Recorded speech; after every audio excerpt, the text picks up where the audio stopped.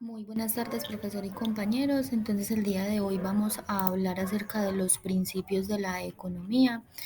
La economía pues proviene del griego oikonomos, que significa el que administra una casa. Al principio este origen puede parecer peculiar, pero de hecho las casas y la economía tienen mucho en común. En una casa se deben tomar de muchas decisiones. Debe decidirse cuáles serán las tareas, serán realizadas por uno de los miembros, por una sola persona, cuál será lo que van a recibir a cambio, como por ejemplo nos hacemos muchas preguntas: quién va a hacer la comida, quién va a lavar la ropa, a quién le toca el postre el día de domingo, quién decide que se verá en la televisión, quién va a manejar el control remoto. En síntesis, en una casa se deben distribuir los recursos que son escasos entre los diferentes miembros según sus habilidades, esfuerzos y deseos. Para eso también hay que tener en cuenta unos principios de la economía. Yo les voy a detallar cada principio, qué significa, pues rápidamente. El principio uno: las personas se enfrentan disyuntivas.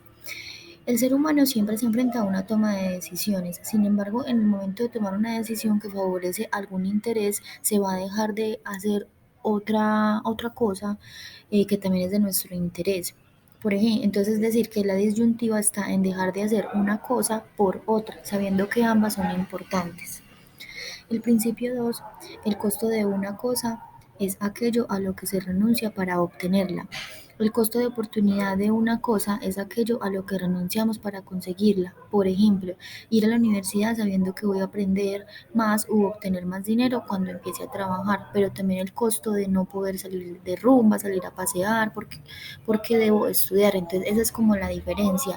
Dejar de hacer cosas también de mi interés, pero por el hecho de ir a estudiar, entonces como es el costo de yo hacer algo que quiero, pero tengo que dejar de hacer otra cosa que también quiero. El principio 3: las personas racionales piensan en términos marginales. Una persona racional, dadas las oportunidades, sistemática y deliberadamente, hace todo lo posible por lograr sus objetivos. Es decir, acá estamos al borde de tomar la decisión. Por ejemplo, si decido estudiar 24 horas más para un parcial, no es lo mismo que decir voy a estudiar una hora más para un parcial o simplemente ver la televisión. Siempre es tomar la decisión al borde de las cosas. Por ejemplo, no es decir que ay, todo el día voy a estudiar, no, porque ahí estamos viendo las cosas más allá del borde de lo que tenemos que decir ya.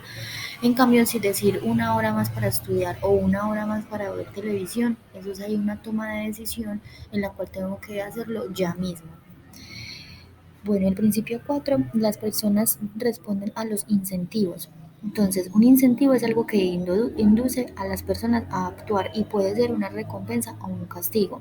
Las personas racionales responden a los incentivos debido a que toman sus decisiones comparando los costos y los beneficios. Usted verá cómo los incentivos desempeñan un rol primordial en el estudio de la economía. Un economista llegó incluso a decir que la economía puede resumirse en la siguiente frase: las personas responden a los incentivos, lo demás es irrelevante. El principio 5: el comercio puede mejorar el bienestar de todos. Siempre existe una competencia entre sí. Países que se disputan la mejor marca de un celular, familias que se disputen por comprar en el mejor lugar y a menor precio. Sin embargo, esta competencia ayuda al bienestar de todos, ya que entre todos nos podemos ayudar en el momento que no encuentren algún producto para comprar. Se pueden acercar donde un vecino para realizar un intercambio. Es decir, lo que quiero aquí expresar es que lo que trato de decir acá es que entre así exista competencia, siempre entre todos nos podemos ayudar, porque siempre vamos a necesitar de las otras personas, de los otros países, de las otras empresas en sí. Bueno, el principio 6: los mercados normalmente son un buen mecanismo para organizar la actividad económica.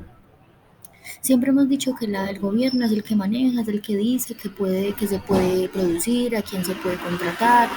Siempre hemos dejado en manos del gobierno las decisiones del país, de la organización, de todo.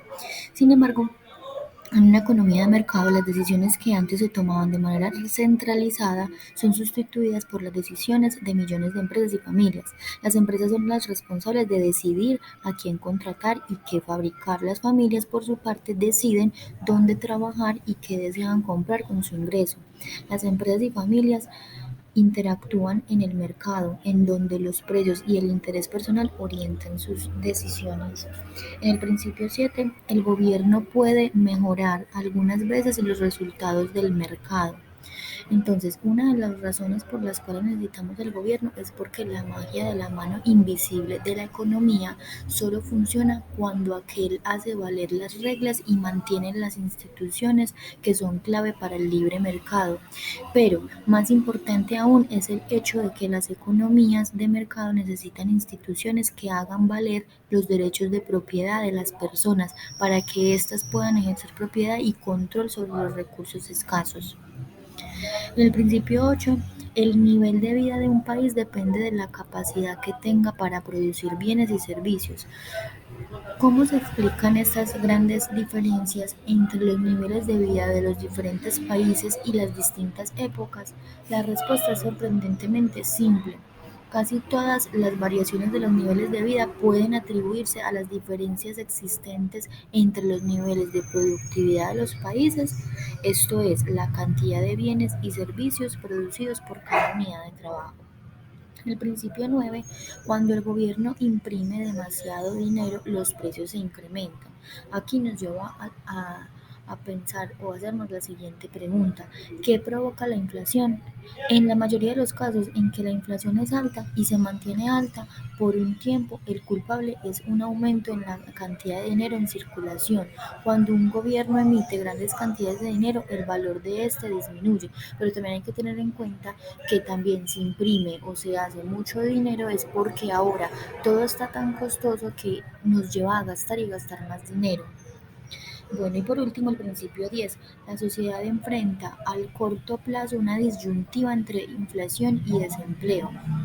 Aun cuando a largo plazo el principal efecto de un incremento en la cantidad de dinero es el incremento de los precios, a corto plazo su efecto es más complejo y controversial.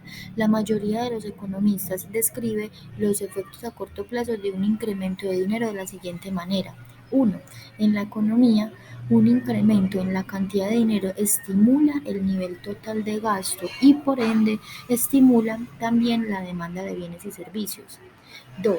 Con el tiempo, un incremento en la demanda puede ocasionar que las empresas incrementen sus precios, pero antes de que esto suceda, este incremento en la demanda estimula a las empresas para que produzcan más bienes y contraten más trabajadores.